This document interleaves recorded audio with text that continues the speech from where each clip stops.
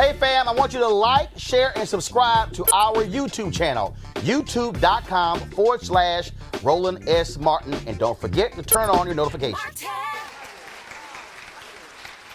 Oh, this is the day the Lord has made. Let us rejoice and be glad in it. Oh, and then let's get to work.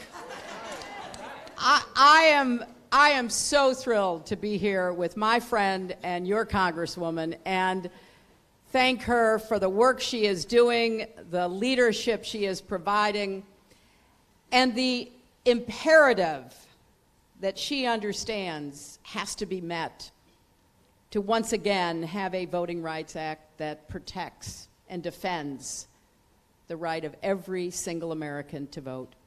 Bishop, thank you for being here and presiding over this. Reverend Strong, you have been a wonderful host. Thank you so much for opening once more Brown Chapel. To all the clergy, all the elders and deacons and everyone associated with this church, it is a great honor to be back among you, especially at this moment that is fraught with peril for our country. And Reverend Green, when those bones get up, and when that spirit is breathed into them, and they start climbing out of that valley, the first place they go is to register to vote.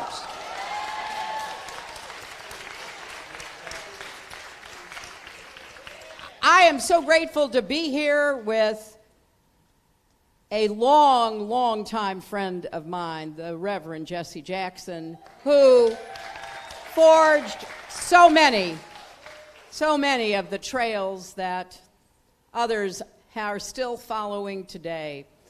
And it's also a great personal pleasure to be here with Senator Sherrod Brown and his amazing wife, Connie Schultz, and my dear friend, Senator Cory Booker, who you will hear from in a minute, and I am not going to stand in the way of getting there fast. Because, you know, I've heard Cory preach. Oh, yeah. Oh, Mrs. Sewell, you know. I mean, you just get ready. But I want to say just a few quick things. Sherilyn, thank you. Thank you and LDF for this incredible commitment that you evidence every single day to protecting the fundamental, the foundational right that we all have. As I said at the breakfast earlier this morning, there is no way we can get to an economy that works for everybody, that produces good jobs and rising incomes and inclusive prosperity if we don't protect the right to vote. There is no way we can have guaranteed quality, affordable health care if we don't protect the right to vote.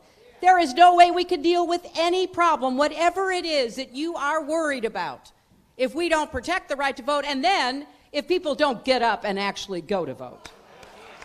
And when you heard the report from the LDF, I hope you paid attention. Because I was in the Senate. Sherrod was there. I'm not sure if you were there yet, Cory, but we were there when we passed in the United States Senate 98-0 the reauthorization of the Voting Rights Act. We had a Republican president, George W. Bush, who said he would sign it, and he did. It was based on thousands and thousands of pages of testimony as to why we still, as a nation, devoted to the law and liberty that should guarantee every one of us equality, needed the Voting Rights Act. I thought it was a done deal.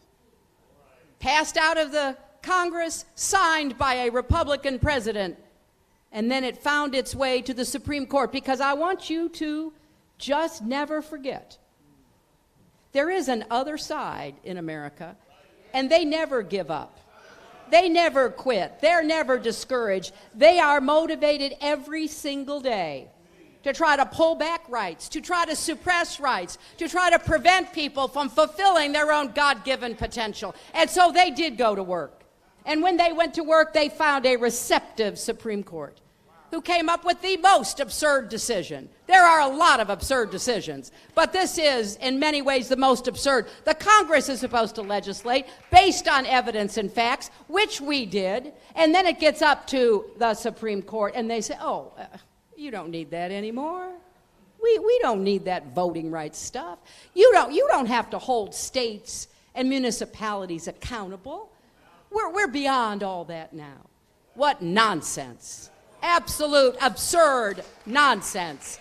And what was the result? They gutted the Voting Rights Act. I was the first person who ran for president without the protection of the Voting Rights Act, and I will tell you it makes a really big difference.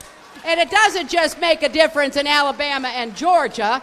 It made a difference in Wisconsin, where the best studies that have been done said somewhere between 40 and 80,000 people were turned away from the polls because of the color of their skin, because of their age, because of whatever excuse could be made up to stop a fellow American citizen from voting. So we're looking toward a new presidential election, thank goodness. But it's not going to make a difference if we don't bring the lawsuits and win them, right? If we don't register everybody the way Stacey Abrams has been doing since 2014, I mean, just think about it. Between 2012, the prior presidential election, where we still had the Voting Rights Act, and 2016, when my name was on the ballot, there were fewer voters registered in Georgia than there had been those prior 4 years. Think about it, my friends.